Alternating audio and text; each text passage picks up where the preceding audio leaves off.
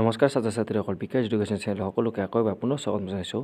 আজি এইটো ভিডিঅ'তে আলোচনা কৰিম ক্লাছ 6ৰ সমাজ বিজ্ঞানৰ লেচন নম্বৰ 3 পৃথিৱীৰ গতি। ইয়াৰ আজি প্ৰশ্ন উত্তৰখিনি গোটেইখিনি আজি আলোচনা কৰিম। তেনেহ'লে ভিডিঅ'টো স্কিপ নকৰাকৈ শেষলৈকে চাই থাকক। প্ৰথমতে অনুশীলনীখিনি কৈছে যে 1 নম্বৰত যে তলৰ প্ৰশ্নবোৰৰ উত্তৰ দিয়ে। ইয়াৰে প্ৰথম ক নম্বৰ প্ৰশ্নটো দিয়া আছে যে পৃথিৱীৰ মেৰুদণ্ডডাল কক্ষতলৰ লগত কিমান ডিগ্ৰী কোণ কৰি আছে। ইয়াৰ উত্তৰটো লিখিব লাগিব যে 66। তাৰপিছত লিখিব লাগিব যে 2/1 ডিগ্ৰী ইমানখিনিয়ে আগুৰি আছে। এনেকৈ বা এইখিনি লিখিলে হৈ যাব। তাৰপিছত খ নম্বৰ প্ৰশ্নটো কৈছে ইয়াৰ পিছত পৃথিৱীয়ে নিজ কক্ষপথত সূৰ্যৰ চাৰিওফালে এপাক ঘূৰিবলৈ কিমান সময় লাগে। ইয়াৰ উত্তৰটো লিখিব লাগিব যে এনেকৈ যে 365 দিন আৰু লিখিব লাগিব 6 ঘণ্টা। এনেকৈ লিখিলে হৈ যাব। তাৰপিছত প্ৰশ্নটো কৈছে ইয়াৰ পিছত ক নম্বৰ প্ৰশ্নটো যে পোহৰ বৃত্ত কাক বোলায়। ইয়াৰ উত্তৰটো লিখিব লাগিব এনেকৈ যে পৃথিৱীত দিন ৰাতি হোৱা অংশ দুটাক এক কাল্পনিক বৃত্তই দুভাগ কৰিছে। এই বৃত্ত দুটাকেই পোহৰ বৃত্ত বোলায়। এনেকৈ লিখিলে হৈ যাব। তাৰপিছত প্ৰশ্নটো কৈছে ইয়াৰ পিছত বছৰৰ কোন তাৰিখত বিষুৱ ৰেখাৰ ওপৰত সূৰ্যৰ ৰশ্মি হেলনীয়াভাৱে পৰে। ইয়াৰ উত্তৰটো লিখিব লাগিব যে 21 মাৰ্চৰ দিনা। এনেকৈ লিখিলে হৈ যাব। তাৰপিছত 2 নম্বৰ প্ৰশ্নখিনি কৈছে ইয়াৰ পিছত তলৰ প্ৰশ্নবোৰৰ চমু উত্তৰ দিয়া। ইয়াৰে প্ৰথম ক নম্বৰ প্ৰশ্নটো কৈছে যে আৰ্হিক আৰু বাৰ্ষিক গতি বুলিলে কি বুজা। ইয়াৰ উত্তৰটো লিখিব লাগিব এনেকৈ যে পৃথিৱীয়ে নিজ মেৰুদণ্ডত ঘূৰা যি গতি তাক আৰ্হিক গতি বোলে আৰু পৃথিৱীয়ে নিজ কক্ষপথেৰে ঘূৰা যি গতি তাক বাৰ্ষিক গতি বোলে। এনেকৈ লিখিলে হৈ যাব। তাৰপিছত প্ৰশ্নটো কৈছে ইয়াৰ পিছত খ নম্বৰটো যে আৰ্হিক গতিৰ ফলত পৃথিৱীত দিন ৰাতি কেনেকৈ হয় বুজাই লিখা। ইয়াৰ উত্তৰটো লিখিব লাগিব এনেকৈ যে পৃথিৱীয়ে নিজ মেৰুদণ্ডৰ ওপৰত পশ্চিমৰ পৰা পূবলৈ সম্পূৰ্ণ এপাক ঘূৰাকে আৰ্হিক গতি বোলে। পৃথিৱীয়ে এনেদৰে সম্পূৰ্ণ এপাক ঘূৰিবলৈ প্ৰায় 24 ঘণ্টা সময় লয়। পৃথিৱীখনৰ আকৃতি প্ৰায় ঘূৰণীয়া হোৱা বাবে সূৰ্যৰ পোহৰ কোনো এটা মুহূৰ্তত ইয়াৰ আধা অংশতহে পৰে। অৰ্থাৎ পৃথিৱীয়ে নিজ মেৰুদণ্ডৰ ওপৰত পশ্চিমৰ পৰা পূবলৈ ঘূৰি থাকোঁতে যিটো ফাল সূৰ্যৰ মুখামুখি হয় তাক পোহৰ পৰে আৰু তাৰ বিপৰীত ফালত পোহৰ নপৰে। পোহৰ পৰা অংশত আৰু নপৰা অংশত ৰাতি হয়। এনেকৈ বা এইখিনি লিখিলে হৈ যাব। তাৰপিছত প্ৰশ্নটো কৈছে ইয়াৰ পিছৰটো ক নম্বৰ প্ৰশ্নটো যে অধিবৰ্ষ বুলিলে কি বুজা। ইয়াৰ উত্তৰটো লিখিব লাগিব এনেকৈ যে প্ৰতি 4 বছৰৰ মূৰে মূৰে ফেব্ৰুৱাৰী মাহটোত এদিন বঢ়াই 28 দিনৰ পৰিৱৰ্তে 29 দিন গণনা কৰা হয়। এনেকৈ যিটো বছৰত এটা দিন বঢ়াই লোৱা হয় সেই বছৰটোকে অধিবৰ্ষ বা লিপ ইয়েৰ বোলা হয়। এনেকৈ বা এইখিনি লিখিলে হৈ যাব। তাৰপিছত প্ৰশ্নটো কৈছে ইয়াৰ পিছৰটো কৰ্কট সংক্ৰান্তি আৰু মকৰ সংক্ৰান্তিৰ পাৰ্থক্য বুজাই লিখা।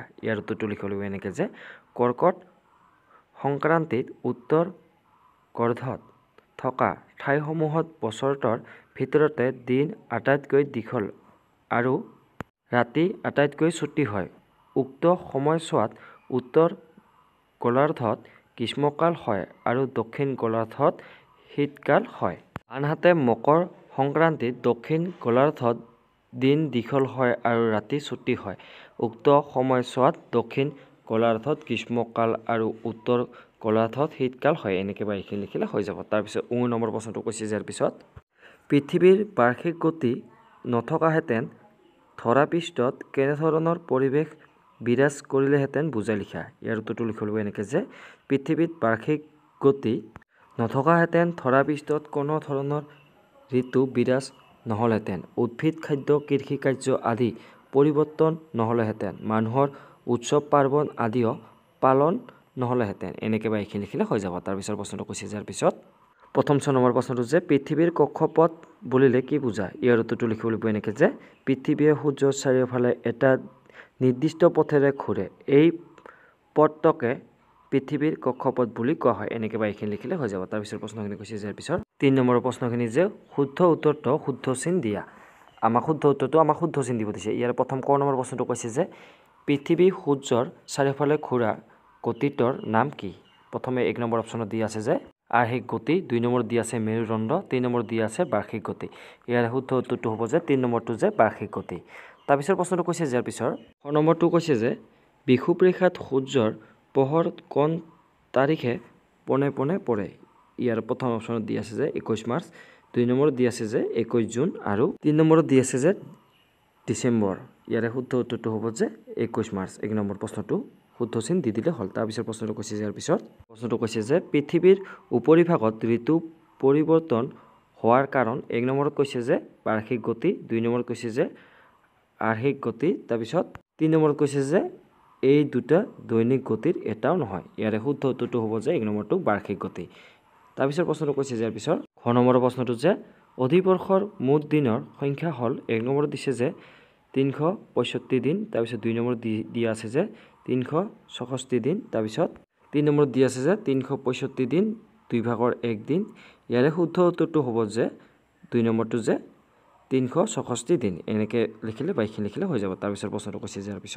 মকৰ সংক্ৰান্তি হোৱা দিনটো হ'ল 1 নম্বৰ দিয়া আছে যে 23 ছেপ্টেম্বৰ 2 নম্বৰ অপশ্যনত দিয়া আছে যে 22 মাৰ্চ তাৰপিছত 3 নম্বৰত দিয়া আছে যে 22 ডিসেম্বৰ ইয়াৰে শুদ্ধ উত্তৰটো হ'ব যে 3 নম্বৰটো 22 ডিসেম্বৰ তাৰপিছত প্ৰশ্ন এনে কৈছে যে 4 নম্বৰখিনি যে খালী ঠাই পূৰ কৰে ইয়াৰে প্ৰথম ক নম্বৰ প্ৰশ্নটো কৈছে যে পৃথিৱীয়ে নিজ মেৰুদণ্ডৰ ওপৰত এপাক মৰা ঘূৰণকে দেশ বোলে ইয়াত আমি খালী ঠাইখিনি লিখিম যে আৰ্হিক গতি এনেকৈ লিখিম তাৰপিছত খ নম্বৰ প্ৰশ্নটো কৈছে যে পৃথিৱীয়ে সূৰ্যৰ চাৰিওফালে ঘূৰা পথটোক দেশ বোলে ইয়াত আমি খালী ঠাইখিনি লিখিম যে কক্ষপথ বোলে এনেকৈ লিখিম তাৰপিছত গ নম্বৰ প্ৰশ্নটো কৈছে যে দেশ ঋতুৰ সময়ত দিন আটাইতকৈ ছুটি হয় ইয়াত আমি খালী ঠাইখিনি লিখিম যে শীত ঋতুৰ সময়ত দিন আটাইতকৈ ছুটি হয় এনেকৈ লিখিম তাৰপিছত ঘ নম্বৰ প্ৰশ্নটো কৈছে যে পৃথিৱীৰ সমাজেৰে উত্তৰ মেৰু আৰু দক্ষিণ মেৰু সংযোগ কৰা কাল্পনিক ৰেখাডালৰ নাম ইয়াত আমি খালী ঠাইখিনি লিখিম যে